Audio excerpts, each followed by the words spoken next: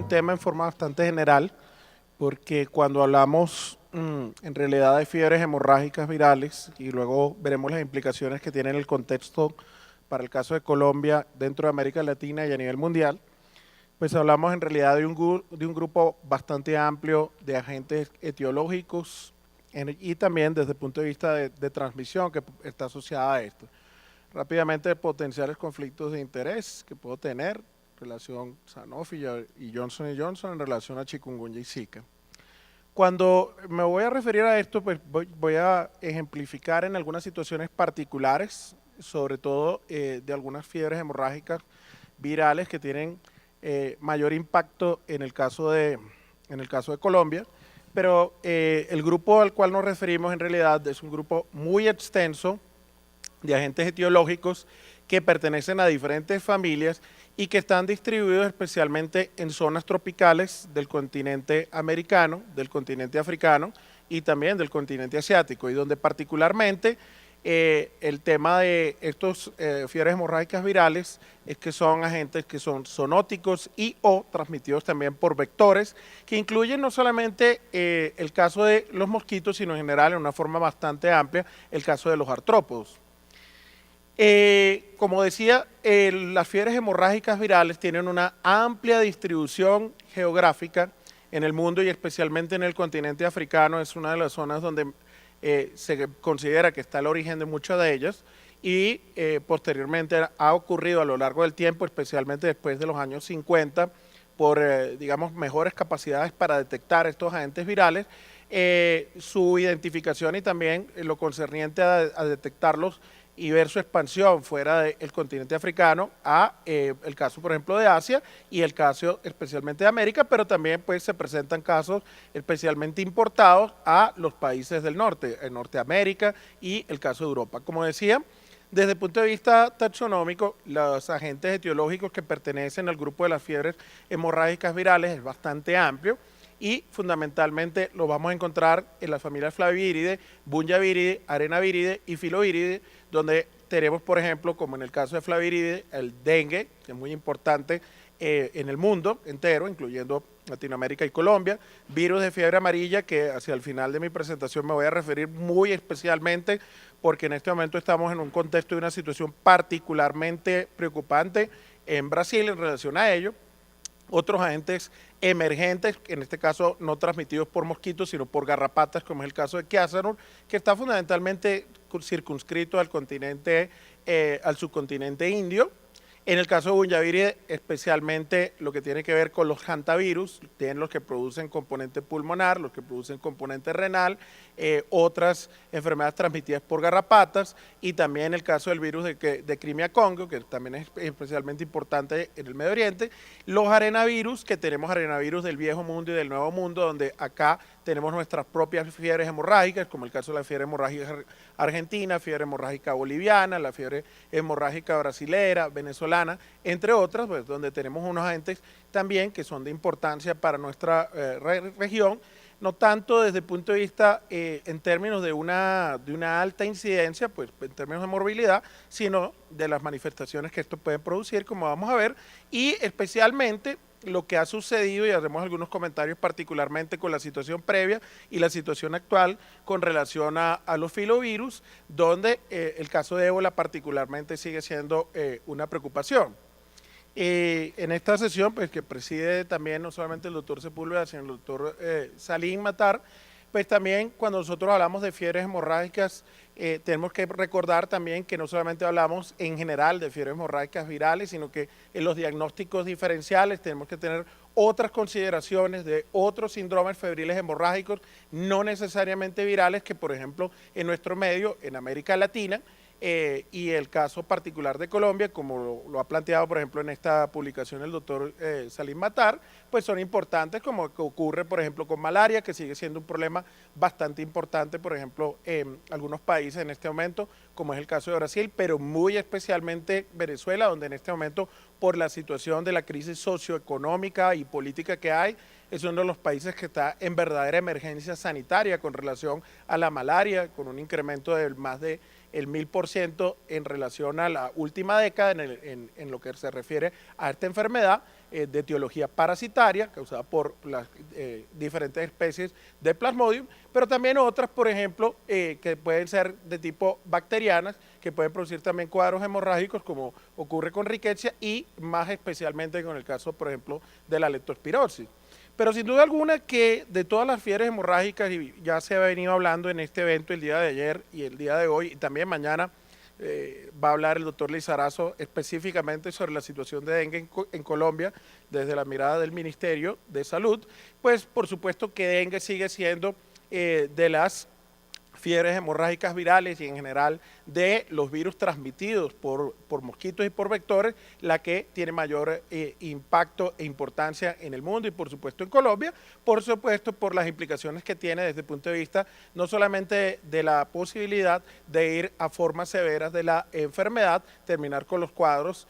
como se establece después de la clasificación del año 2009 de formas severas de dengue, sino incluyendo allí pues la posibilidad de que esto conlleve, de hecho, a desenlaces fatales que en algunos países puede tener unas tasas de letalidad nada despreciables, hasta de 1 a 5% en los casos. En general, cuando nosotros hablamos de este grupo, también es importante mencionar que estos agentes etiológicos de las fiebres virales hemorrágicas o fiebres hemorrágicas virales fundamentalmente corresponden a estas familias que he mencionado, que son fundamentalmente virus ARN, y que en general desde el punto de vista clínico comparten especialmente el hecho de producir fiebre, producir sangramiento y también extravasación vascular, extravasación de líquido. Los mecanismos inmunológicos pues, son bastante complejos en ellas, obviamente hay una respuesta celular importante en ellos, pero especialmente también desde el punto de vista humoral, como vamos a mostrar a continuación, y en algunos casos, algunos autores pues mencionan, y vamos a ver el caso particular de lo que ha pasado y está pasando en este momento, por ejemplo, con dos modelos que se han planteado como importantes y excelentes para el estudio de las fiebres hemorrágicas virales, como es el caso del virus de ébola y el caso de la fiebre amarilla, donde pues como se plantea en esta revisión, en Current Opinion Immunology del año 2015, es importante mencionar pues el cuadro sistémico de compromiso que puede haber, que puede conllevar a falla orgánica múltiple, un importante tropismo por órganos como lo que es a nivel hepático, a nivel renal, que va, por supuesto, a conllevar los cuadros que pueden presentarse en estos pacientes, no solamente desde el punto de vista hemorrágico y vascular, sino también desde el punto de vista de insuficiencia hepática y de insuficiencia renal, que van a estar asociados también con estos fenómenos a nivel vascular, alteraciones desde el punto de vista de los factores de la coagulación, que van a estar disminuidos, consumo, cuadros que van a conllevar también de coagulación intravascular diseminada, alteraciones en la regulación de la presión sanguínea, que es un aspecto también muy importante desde el punto de vista clínico en esto, acompañado por supuesto, como decía, pues de unos mecanismos por parte de estos agentes etiológicos de evasión inmunitaria por respuestas adaptativas e innatas, donde ahí por supuesto la parte celular es importante, pero como decía también y mostraré a continuación, la parte humoral también es un aspecto importante que finalmente pues todo esto conlleva a estos cuadros de, por ejemplo, de extravasación de líquido, hipotensión, coagulación intravascular diseminada, muerte celular a nivel del endotelio y que pues son característicos en estas fiebres hemorrágicas virales. Como decía, no solamente la parte celular, algunos factores que son muy importantes en la respuesta, por ejemplo, en cuadros, por ejemplo, como los que ocurren en el dengue severo y en los síndromes pulmonares por hantavirus, también involucran, por ejemplo, algunas citoquinas que son importantes, como el factor de necrosis tumoral alfa, el interferón gamma, algunas otras moléculas como la interleuquina 8, el MIP, algunos otros factores, por ejemplo, de crecimiento del endotelio vascular, que van a estar involucrados en estos procesos y que van a contribuir precisamente con la respuesta que va a ocurrir y que va a conllevar a una forma de punto de vista clínica severa. Obviamente en todo esto, en esas manifestaciones, hay por supuesto un amplio espectro desde el punto de vista de otros agentes que podemos hablar que son emergentes dentro de este conjunto de fiebres hemorrágicas virales. Y en el caso de Colombia, aparte del dengue, es importante mencionar que chikungunya también se ha venido demostrando que tiene una capacidad importante de producir un compromiso desde el punto de vista hemorrágico en algunos casos, en una frecuencia por supuesto que afortunadamente no es alta, pero que se ha reportado en la literatura y que sobre todo en epidemias previas como las que se habían presentado en la isla de la Reunión no se reportaba tan frecuentemente, como de hecho en los últimos años han aparecido algunos reportes. Un reporte que ya comentaba del día de ayer del doctor Jaime Torres, del Instituto de Medicina Tropical en Venezuela, y no solamente en ese primer reporte, sino en otro reporte que hicieron posteriormente en el Clinical Infectious Diseases de pacientes que presentaron manifestaciones hemorrágicas, necrosis cutánea, trombocitopenia y trombocitopenia severa, entre otros cuadros, pues que lamentablemente mostraban un cuadro de severidad importante. Y chikungunya realmente, desde el punto de vista de su morbilidad, fue importante, hubo un progreso muy rápido en el continente americano, incluyendo ahí el caso de Colombia, y con este tipo de manifestaciones severas, acompañando otro tipo de compromisos sistémicos importantes a nivel cardiovascular, neurológico, que fueron importantes y que se asocian a un impacto que en el caso de Colombia, pues también se traducía no solamente en el compromiso agudo, sino lo que puede producir a nivel posteriormente desde el punto de vista de un compromiso crónico. Pero un aspecto que mencionábamos ya el día de ayer en una presentación, desde el punto de vista de la importancia que tiene, que cuando hablamos de cualquiera de estos agentes, también tenemos que considerar no solamente, por ejemplo, en la sospecha epidemiológica, en la sospecha clínica, la ocurrencia de uno de ellos, sino que tenemos estos agentes en co-circulación, por ejemplo, el caso de esta arbovirosis, como es el caso de dengue, chikungunya y zika, y que zika también me voy a referir, que podemos tener algunos casos donde pueden encontrarse manifestaciones hemorrágicas, y además de la co-circulación que esta puede tener con las implicaciones que de hecho esta mañana también muy bien discutía y el día de ayer el doctor Matthew Collins en relación a fenómenos de reforzamiento de respuesta dependiente de anticuerpos, especialmente en el caso entre los flavivirus, sino pues el hecho de que ocurran simultáneamente también los cuadros de coinfecciones, que en el pasado los veíamos y lo empezamos a reportar en nuestro grupo aisladamente, con el grupo de la costa del doctor Villamil, pero que de hecho recientemente en este estudio que hizo la doctora Marlene Gutiérrez, que también me referí el día de ayer al mismo, por ejemplo en este estudio hecho en norte de Santander, se encontró pues con una mayor frecuencia una cantidad nada despreciable de casos, por ejemplo, de coinfección de chikungunya, de dengue zika, de chikungunya zika, de triple coinfección, y que pues lógicamente vale la pena tener presente. En el caso de Zika, pues ya este es un reporte que nosotros hemos comentado ampliamente en muchos espacios, que hicimos la publicación en el 2016, Lancet Infectious Diseases, de 4 casos fatales de Zika, entre los cuales es importante mencionar que estos casos que fueron confirmados y publicados en esta revista, pues tenían también manifestaciones hemorrágicas, y esto ha sido algo que, por ejemplo, algunos otros grupos a nivel internacional, y aquí, por ejemplo, en esta publicación en Lancet también del doctor Martin Grosch, de Holanda, con el que venimos colaborando, también pues casos en los cuales se presentaron manifestaciones hemorrágicas. La situación, por supuesto, de estas fiebres hemorrágicas, como es el caso de chikungunya, de dengue y de Zika en Colombia, es importante mencionar que pues ya pasamos por unas epidemias muy importantes, y en este momento, si bien ya pasamos por esas epidemias, se mantiene la transmisión de estos agentes, pues a lo que va de este año, 2018, 231 casos reportados para chikungunya, estamos hablando de casos nuevos, de dengue 551 casos, para el caso de Zika aproximadamente unos 30 casos que se han reportado, 430 casos que se han reportado. Entonces pues seguimos con transmisión, aunque obviamente en un nivel muy bajo. Estas fiebres hemorrágicas no solamente transmitidas por vectores, sino como las que mencionaba previamente de punto de vista zoonóticas y también pues en general que no están presentes aún en nuestro medio. Muchas de ellas han sido recientemente discutidas. La Organización Mundial de la Salud ha venido realizando en los últimos 2 años unas reuniones de expertos en las cuales he tenido la fortuna de participar, para revisar con respecto a temas de investigación en el estatus desde el punto de vista del avance en diagnóstico, adelantos desde el punto de vista también de avances para la parte de vacunas, que algunas de ellas se están trabajando, y por supuesto, estas fiebres hemorrágicas, y no solamente lo que ya mencionaba de Zika, chikungunya, sino por ejemplo el caso de las fiebres hemorrágicas causadas por arenavirus, incluido ahí especialmente Lassa, que en este momento en África está causando bastantes problemas, también otras como es el caso de preocupación por ébola y otros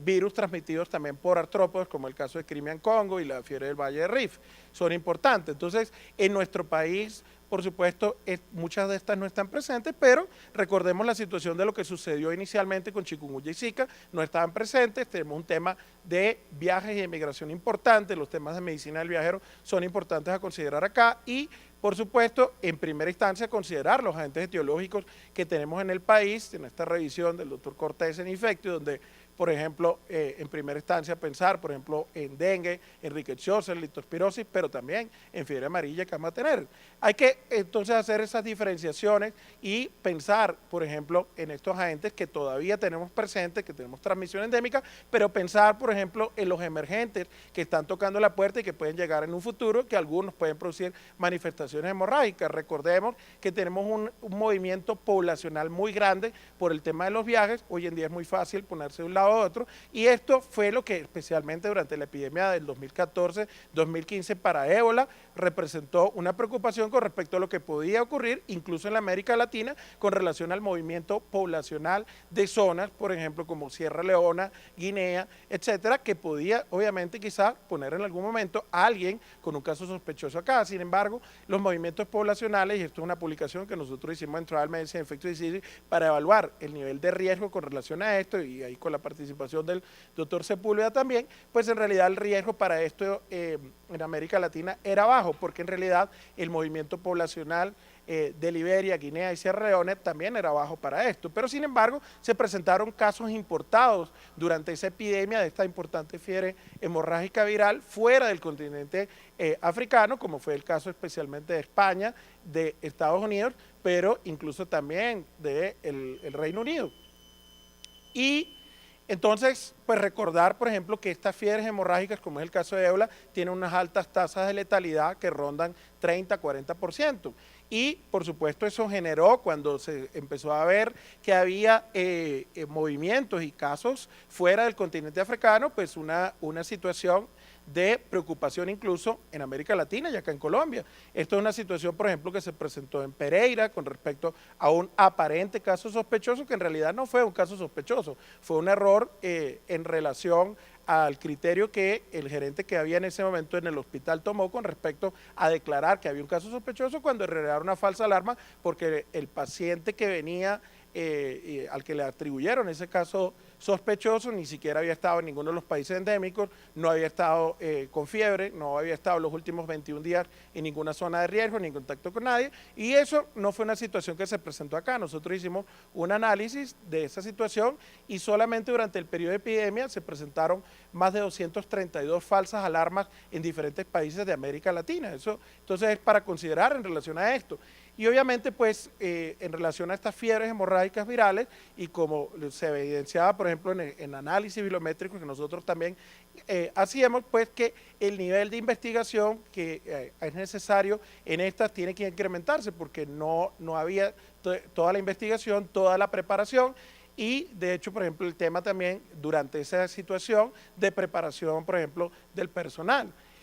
Esta situación de ébola que ocurrió en ese momento, es importante mencionar que pues ébola tuvo esa epidemia, no ha desaparecido, se mantiene la transmisión en el continente africano, no hay casos importados fuera en este momento en otros países más allá del continente africano, pero en los países donde habitualmente ha habido la transmisión, se han tenido además casos que han ido a otros países, como es una situación en este momento que hay una epidemia pequeña, un brote epidémico, por ejemplo en la República Democrática del Congo. Finalmente quiero hacer algunos comentarios de fiebre amarilla, que es importante, es una enfermedad muy antigua, es una de las fiebres hemorrágicas virales más antiguas que tenemos desde la época de la colonia en el continente americano, traído del continente africano durante la época de la esclavitud, y que por supuesto entró en diferentes países de la región desde ese entonces, y que por ejemplo países como el caso de Venezuela, el caso de Colombia, durante ciertos periodos han tenido obviamente casos y han tenido brotes epidémicos en diferentes regiones. En Venezuela tenemos reportados unas rutas donde es comúnmente que se presenten las llamadas ondas episóticas y por supuesto eso tiene también un impacto en las zonas fronterizas donde esto también puede suceder. Y en este momento es muy importante mencionar que pues el caso por ejemplo de Brasil, que tiene siempre zonas de transmisión, en este momento ha tenido también pues una preocupación importante. La preocupación con fiebre amarilla, especialmente en los últimos años, no ha sido solamente circunscrita ahí, sino especialmente a la epidemia que se presentó entre el 2015 y el 2016 en Angola, que presentó casos importados no solamente dentro del continente africano, sino que por primera vez se presentaron casos importados al continente asiático con 9 casos que se reportaron en China que venían procedentes de este país de África. Entonces ha habido una preocupación creciente por esta situación de fiebre amarilla en los últimos años. Obviamente aquí hay bastante para discutir posteriormente en la sesión de preguntas, la situación por ejemplo con la producción y demanda por ejemplo de la vacuna de fiebre amarilla, que por supuesto dentro de lo que es las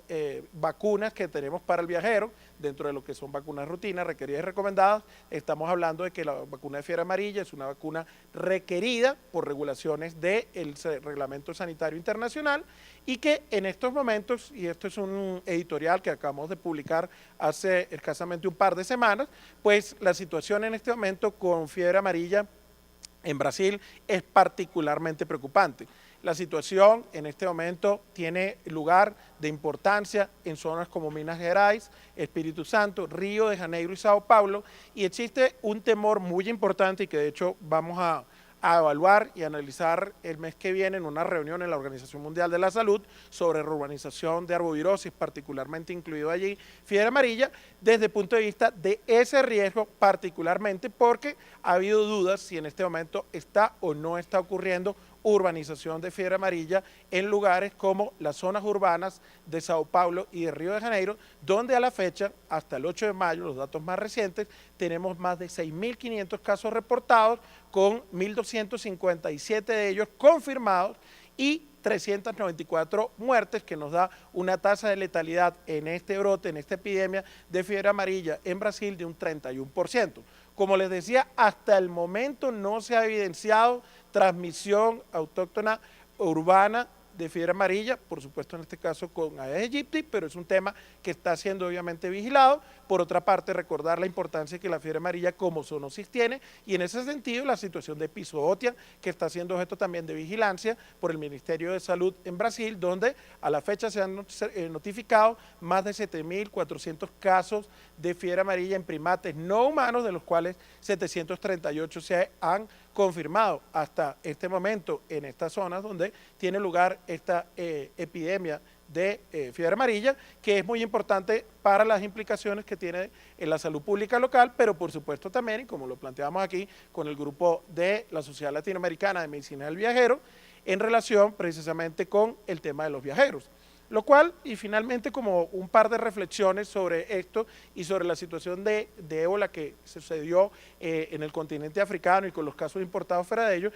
también nos hacen pensar y reflexionar un poco la parte formativa en la educación médica, pues como planteamos en esta pregunta en la revista Educación Médica, la importancia que tiene también de incorporar estos temas de medicina del viajero en la formación del médico en América Latina y las amenazas, por ejemplo, que ocurren a la salud global, por ejemplo, por situaciones de epidemias como estas, fiebres hemorrágicas virales, como el caso de ébola, pero también el caso, por ejemplo, de fiebre amarilla, entre algunos otros ejemplos que hemos comentado. Finalmente es importante recordar que para algunas de ellas, como el caso de fiebre amarilla, ya por ejemplo, también lo discutía muy bien Matthew Collins esta mañana, pues tenemos vacunas que son muy efectivas y otras pues para otras enfermedades que se están desarrollando, que vale la pena tener presente. El tema de la medicina del viajero, que en la formación es un aspecto muy importante a considerar. Quiero finalizar, como siempre, recordando que muchos de los trabajos hacen parte también de la Red Colombiana de Colaboración en Zika y otros arbovirus, que tiene pues una participación amplia de muchas personas a nivel nacional y finalmente en estos restantes 30 segundos invitarlos por supuesto a participar en el 11º Encuentro Nacional de Investigación de Enfermedades Infecciosas de nuestra Asociación Colombiana de Infectología que tendrá lugar en la ciudad de Pereira del 1 al 4 de agosto de este año. Por su atención, muchísimas gracias.